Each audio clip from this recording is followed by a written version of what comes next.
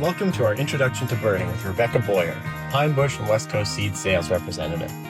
Rebecca is an experienced horticulturalist and birder. She provides workshops for aspiring birders across Canada to help them understand the ins and outs of birding products and bird feed. Video chapters are linked in the description below to make it easy to navigate and use this video as a reference tool.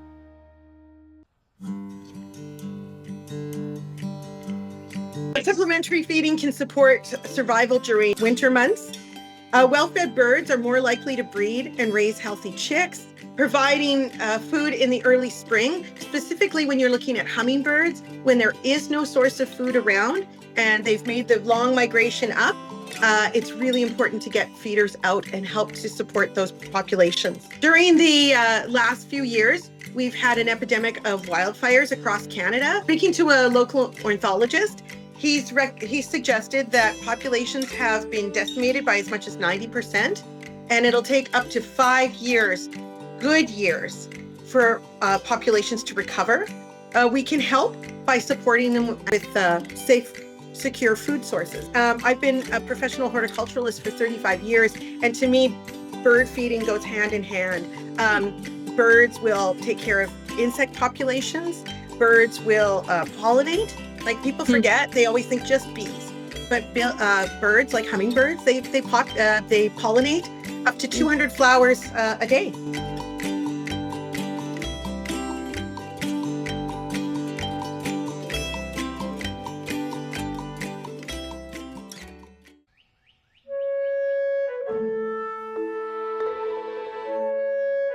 Why would you want multiple feeders? This is really important because people don't seem to realize that you need different styles of feeders to attract different birds.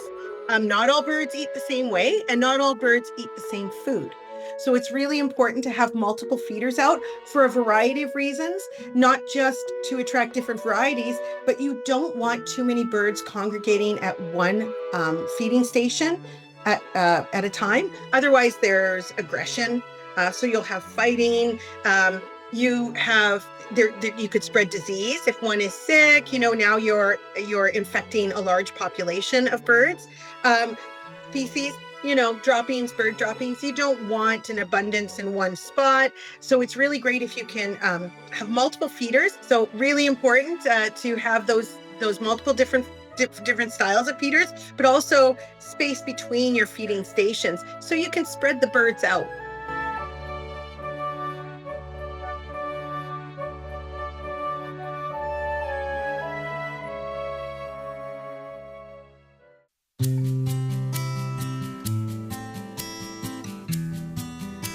This is an example of a hummingbird feeder, and this is an Oriole feeder. And people will say, I don't have Orioles, that's only in Southern Ontario. But this is the thing. Hummingbirds can eat from hummingbird feeders, but Orioles cannot eat from hummingbird feeders, but hummingbirds can eat from Oriole feeders. So here's the reason why. You'll notice that the opening for the hummingbird feeder is quite different than the opening for the Oriole feeder. So Orioles have much larger beaks than a hummingbird. Hummingbirds have almost a proboscis-like beak that they dip into the nectar. So the opening is much smaller, which is why an Oriole cannot get into a hummingbird feeder, but a hummingbird will go to an Oriole feeder. People will often ask me, why red and why orange? Is it because hummingbirds are attracted to the red and Orioles are attracted to the orange? Absolutely not. It's actually for consumers. It's so that I look at this hummingbird feeder, and because it's red, I go, oh, it's a hummingbird feeder. And I look at this one and I go, it's orange, it must be for Oriole. Another thing that I really like to implement with my hummingbird feeders is an ant moat. Let me grab the box. So an ant moat. Ant moats are invaluable. I can't tell you, they were a game changer for me. So the ant moat is just a little cup with a hook that you attach to your hummingbird feeder, and you fill it with water, and the ants can't cross. The other recommendation I often make to people is not to fill their feeder right to the top. I will fill mine only about halfway. That way it encourages me to change it more often and wash it more often, so it's healthier for the birds. The other thing I encourage people to do with hummingbirds, so hummingbirds there are apps that you can check in the spring to find out when they're coming up to your territory. As soon as I see that I'm in Ontario, so as soon as I see that they're making their way up to Pennsylvania, I know they'll be here soon, and that's the time to get out your feeder. People will often make the mistake of putting their feeder out once things are growing and it's warm. Like their babies are already born at that point. They've nested. Right. They've found their location that they're going to stay for the summer, and they don't change nests through the season. So the sooner you can get your hummingbird feeder out, the sooner you're going to track them into your area. They will build their nest because you're providing them with food security. So they'll build their nest in your territory and use your feeders. Hummingbird hand feeder. I love this one.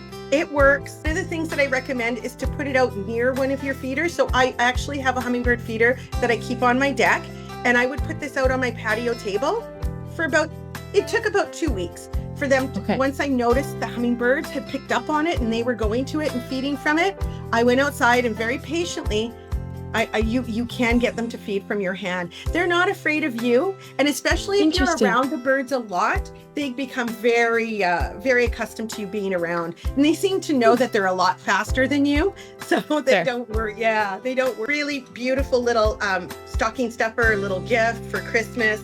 I love the hummingbird hand feeders. They're really, really great little accessory.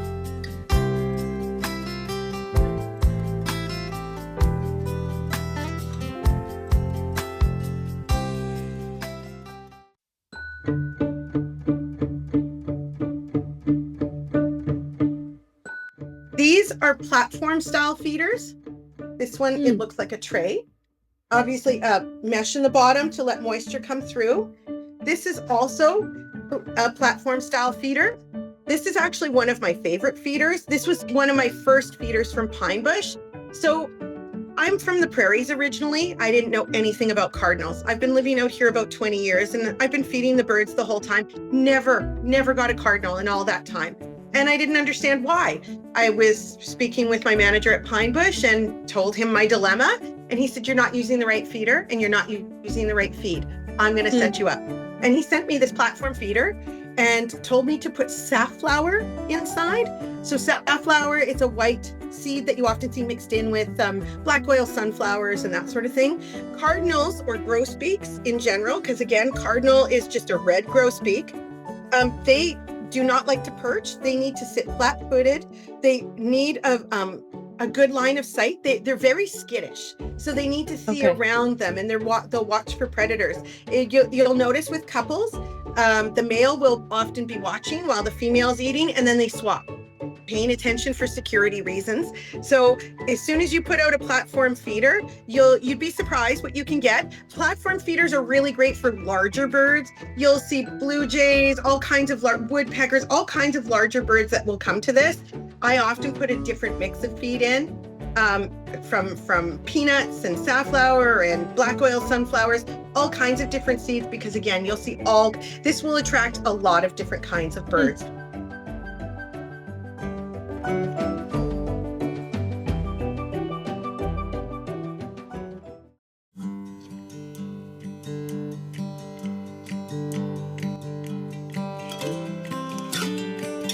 Is a hopper style feeder. Again, this is from the Regal line. I have this as well. I just really think they're really classic. Great little roof to keep your seed dry. This will attract all different kinds of birds as well. Not so much cardinals, because again, there's little perches here, and they're not keen on perching.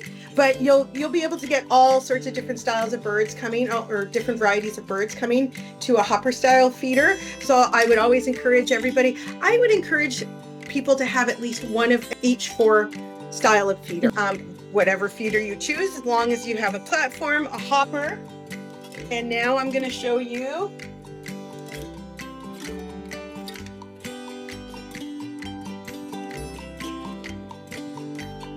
cage style feeder. They often market this as squirrel resistant. I don't really find it super squirrel resistant.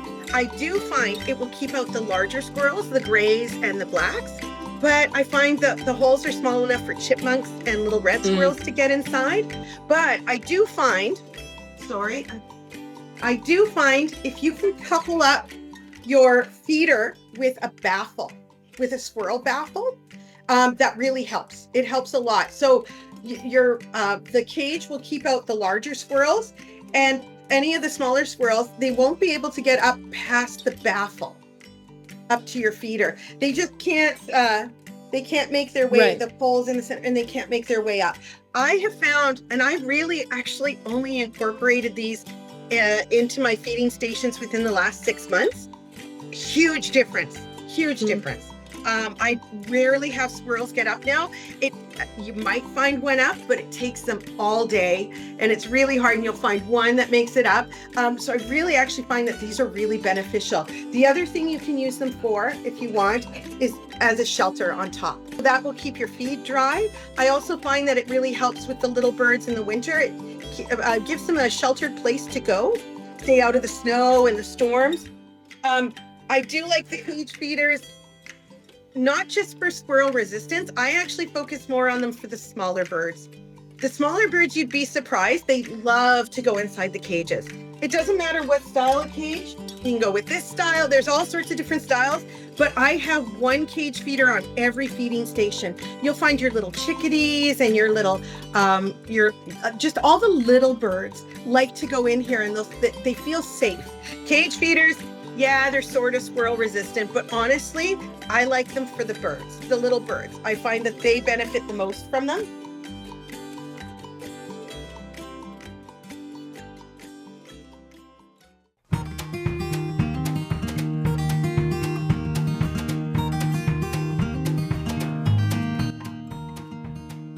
And this is peanut wreath feeder.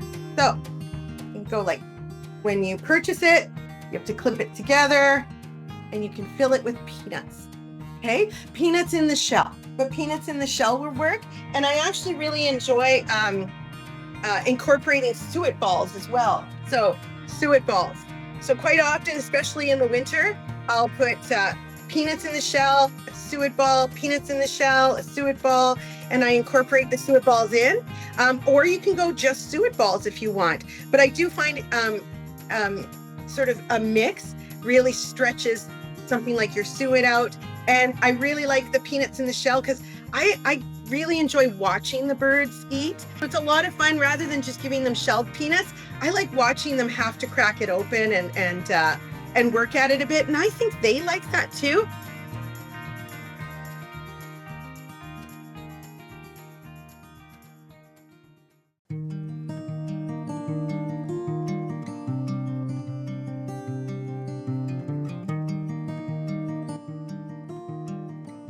So let's talk about suet a little bit. So this is your traditional cake style feeder. You would put nice flat cakes in here. Okay, really great. So what a suet feeder is really great for is birds that cling.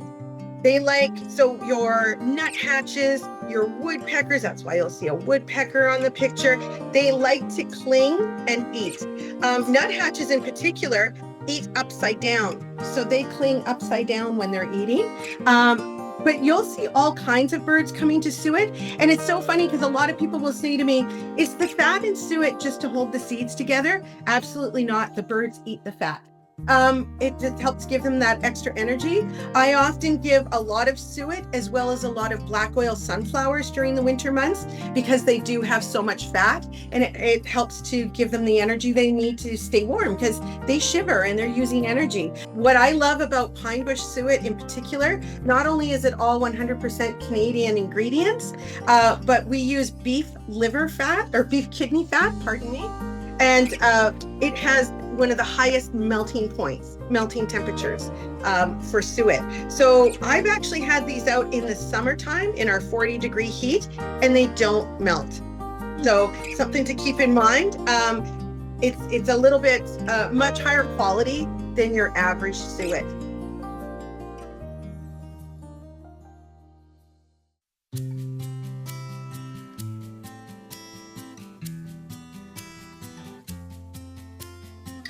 So these are tube style feeders.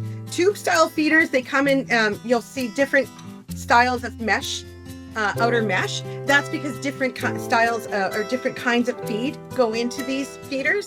So for example, this one would be more, it's a finer mesh. Something like this, I would put more like sunflowers that are not in the shell. This is a really great way to use sunflowers that don't have a shell. And if you're concerned about mess, because birds, they leave a mess. The birds will kick out the things that they don't want, especially the blue jays. They'll fling it out until they find what they want. That's okay. It winds up on the ground. There are ground feeders. There are lots of ground feeder birds. But what we did discover is shelled sunflowers do not create a mess because there's no shell. They're highly desired, so nobody's kicking it out. So this is a really great example of a feeder that you can use shelled sunflowers in.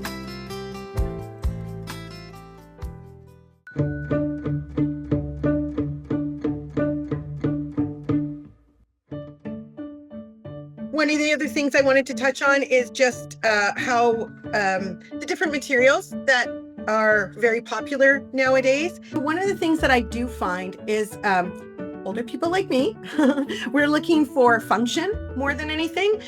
We find that we're looking for bird feeders that are targeted specifically just for the birds. It's not necessarily aesthetically pleasing for us. Whereas I do find the younger generation is looking for both. They're looking for form and function. So I do find that some of these lovely additions have been really, really popular. So this is a terrazzo clay. So yeah, you would fill the seed in here and they can stand on the sides and eat from inside the loop. Another style that's become really popular with the younger generation as well, and the older generation too, but especially the younger generation, is this bamboo. It's sturdy. We know that bamboo is an excellent regenerative resource that we can use. So we're not depleting our wood supplies, our natural hardwoods, and nice metal mesh to it. So longevity. The other thing I like with our feeders is you can see this is a twine hanger, which isn't always ideal. It does start to break down with time. We actually do include a different hanger so that you have an option. The other style that's really popular right now is eco-friendly. So this is an eco-friendly plastic. So it actually breaks down with time. And people will often say to me, yeah, but like, why would I want my feeder to break down? Feeders don't last forever. They get dirty, they get worn out, they get, chewed at and torn at. So with time, you would want to replace your feeders anyway.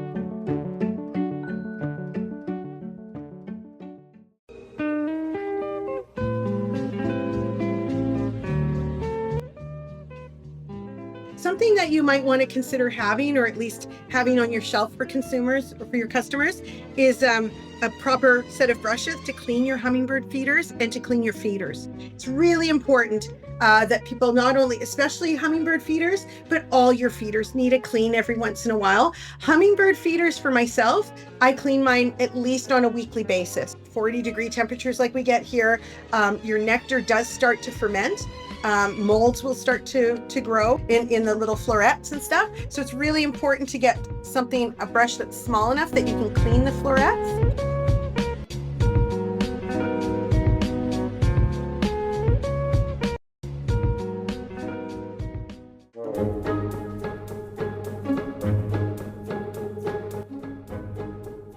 How do I get insect eaters, mosquito eaters, things like that? For example, wrens.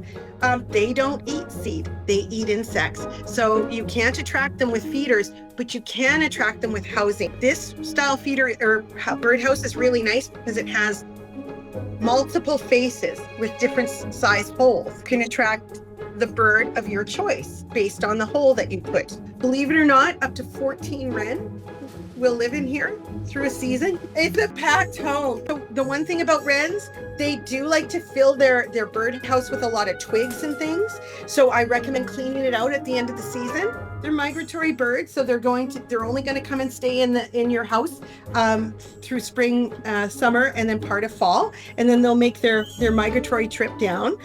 So in the fall, when I know that it's vacant, I'll clean it out and get it ready for the next season. This is a really great way to attract the insect eaters. I always recommend, it's not just my recommendation, but you don't want it north facing because you want to keep the draft out. So something that's not north facing, or a direction that's not north facing, you don't want it out in the sun. I've had people say to me, I have a plastic suction cup nest that I've got on my window. Nothing ever comes to it. And I'll say to them, well, do you have it in full sun exposure? And they'll be like, yeah. And I said, well, the eggs will cook. Wrens in particular like cedar hedges. That's great for places like BC. We have lots of big cedar hedges here too, but BC, some beautiful cedar hedges. They love cedar hedges, and they like it to be about 6 to 10 feet off the ground.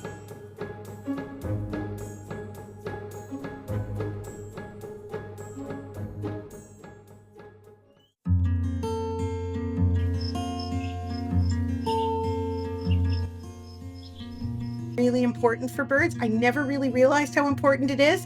I live on a lake, so I assumed that they were just getting water from the lake. They're not. They don't go down to the lake and splash in the lake like the rest of us do. They're looking for nice shallow bodies of water that they can sit in and bathe. It helps them to cool down, and not only cool down, but also seeds are dry, right? So they need that moisture to help them digest. One of the things you could do is put out a heated water dog bowl, and put a rock in it.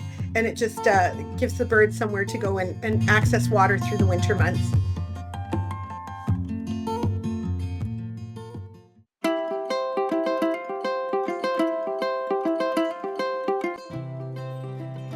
Why do you want to feed all year round? I didn't realize it. It's funny how we can get ideas in our heads as for example, I just assumed I should take my feeders away as soon as the snow is gone. I had it in my head that the birds would become dependent on me and I shouldn't do that. And none of that is true. They're never going to be completely dependent on you. You are an excellent supplementary food source, helps them through difficult times, especially. Feeding year round, you're missing out if you're not. For example, migratory birds, they will only pass by in the spring and the fall. You're going to miss out on seeing them if you're not feeding them. They have to have my feeders out. You'll start to see the migratory birds by like mid-August. So if you're waiting for snow to put your feeders out, you're missing all of them. And they don't stop every year. Don't assume you're going to see the same birds every year. And again, I had it in my head, I got to take my feeders away. They'll be dependent. They don't need food in the summer months, especially spring and summer. Well, they really need it while they're nesting. All of a sudden you'll see your bird feeders are empty all the time and you can't figure out why. And it's like, it'll be about mid-May, early June, and they're empty. And you'll only see 1 or 2 birds coming every so often. It's because they're sitting on their nests. They're brooding. If you're not feeding through the summer, you'll miss the fledglings. It's so much fun to watch the fledglings. So I have feeders that are on my deck, and sometimes some of the other birds, like the larger birds, like the blue jays, will kick some of the smaller seed out, like the milo and millet. And I'll see the mothers come along with their little babies, and the babies will be hopping behind the moms with their mouths open. You miss all that if you're not feeding. And it's really funny because you'll see them hopping along and the mom putting the food in their mouth. And then like 2 weeks later, they're still doing it. And the mom's going, nah, you can pick it up yourself. It's right there. It just takes them a little bit to find your feeders. But if you're patient, they will come.